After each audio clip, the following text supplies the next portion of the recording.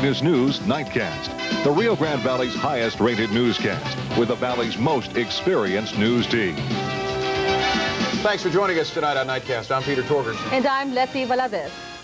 Leading off Nightcast tonight, imagine being on board a small plane and getting ready to land when you discover your landing gear isn't working properly. That's the situation two people on board a plane headed for McAllen found themselves in earlier today. They're okay after making an emergency landing, an experience neither one of them will ever forget. More from Night Beat reporter Saul Garza. I mean, this guy did a terrific job. I mean, unbelievable. Bringing that thing in just as smooth as can be. Student pilot Neil Moore can't thank his instructor enough.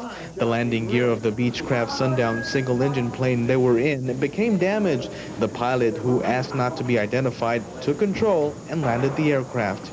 I should talk. Well, no, not really. No, it's just the gear came off and we landed. Pretty anticlimactic. Not so for Moore. He recently went back to flight school at Valair Aviation in McAllen. He and his instructor were practicing touch-and-go landings at the Edinburgh airport. Apparently, one of the practice landings damaged the right landing gear.